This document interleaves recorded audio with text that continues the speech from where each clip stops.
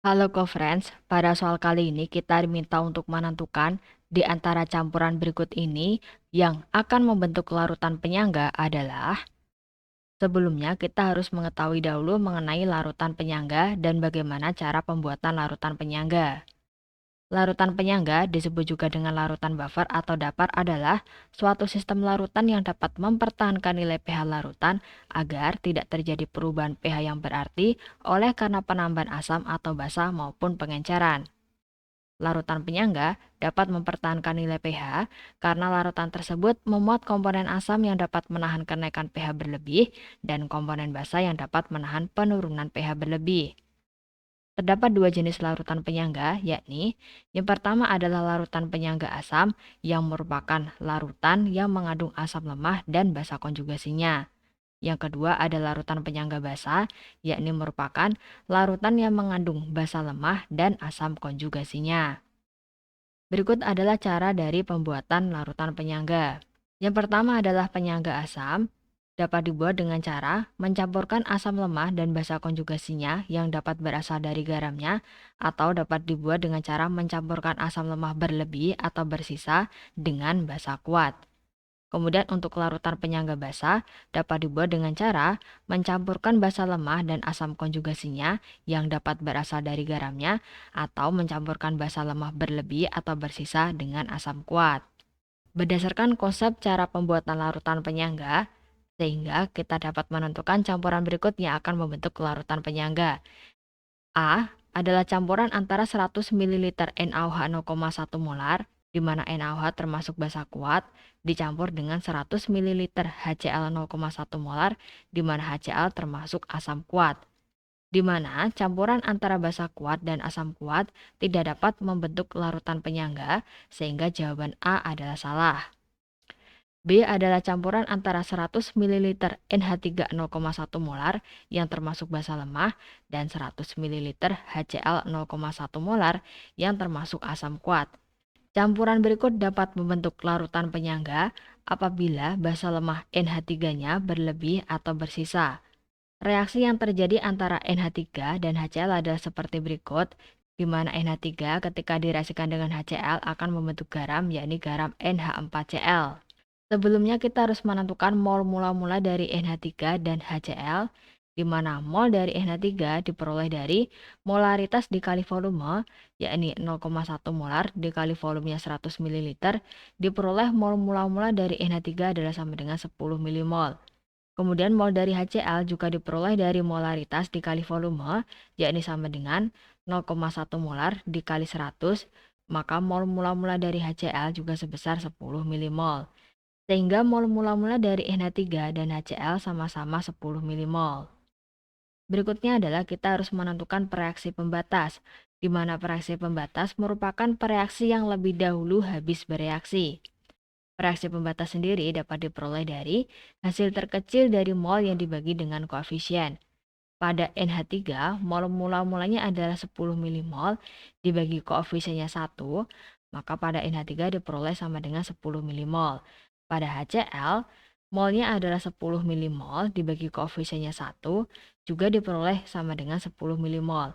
Karena menunjukkan hasil yang sama, yakni sama-sama 10 milimol, maka kedua reaktan berikut adalah ekivalen atau semua reaktannya adalah habis bereaksi. Berikutnya adalah hasil 10 milimol berikut kita kalikan dengan koefisien masing-masing senyawa untuk menentukan mol yang bereaksi.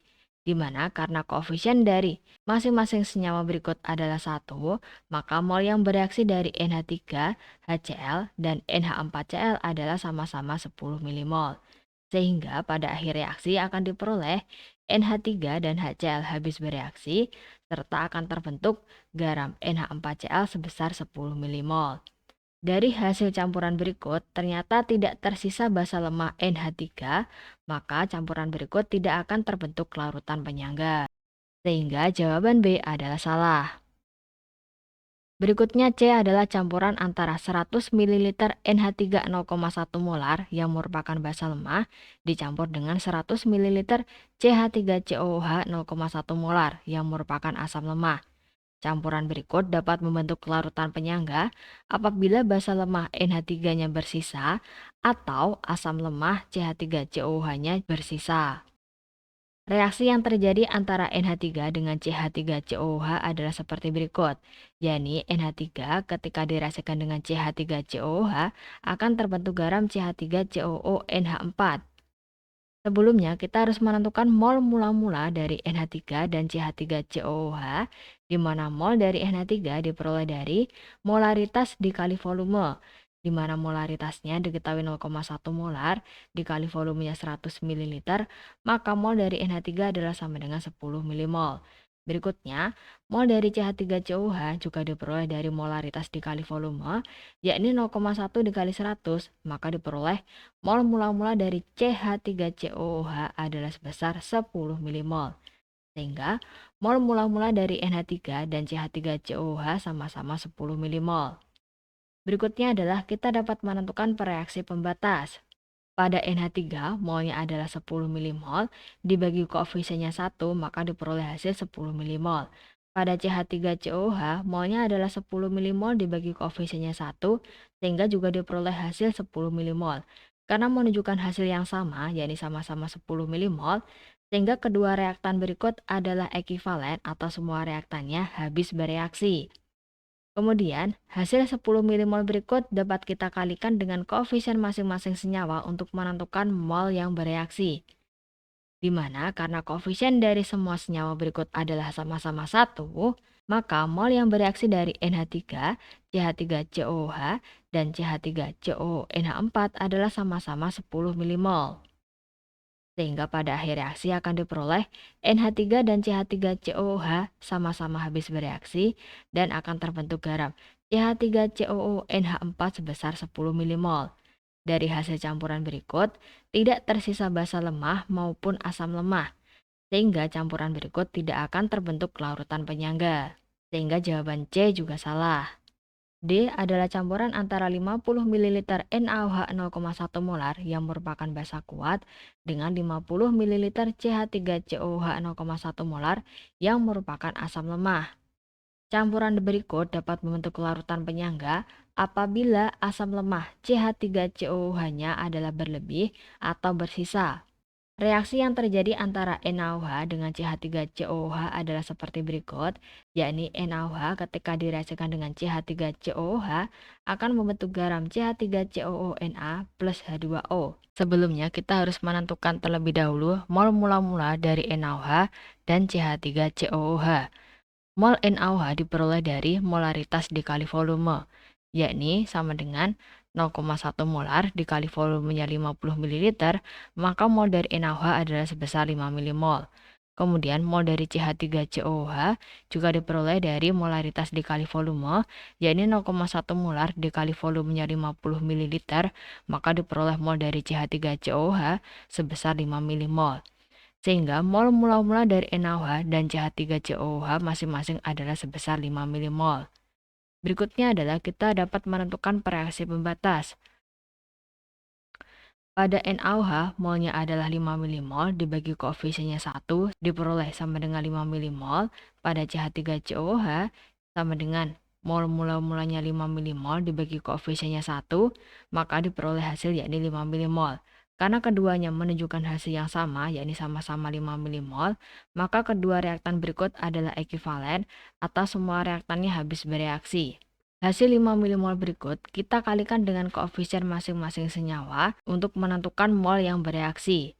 Di mana karena koefisien dari masing-masing senyawa berikut adalah sama dengan 1, maka mol yang bereaksi dari NaOH, CH3COOH, CH3COONA, dan H2O masing-masing adalah 5 milimol. Kemudian pada akhir reaksi akan diperoleh NaOH dan CH3COOH-nya adalah habis bereaksi atau tidak bersisa.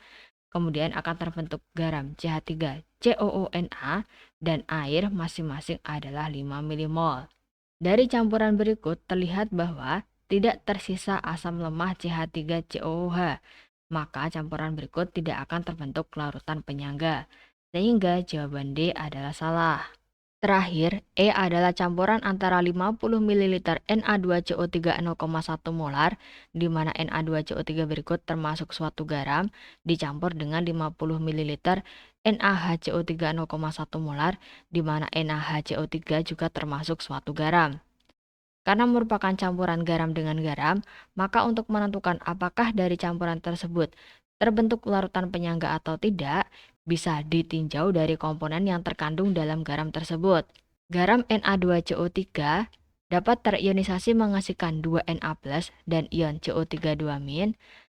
Kemudian garam NaHCO3 dapat terionisasi menghasilkan ion Na+ dan ion HCO3-.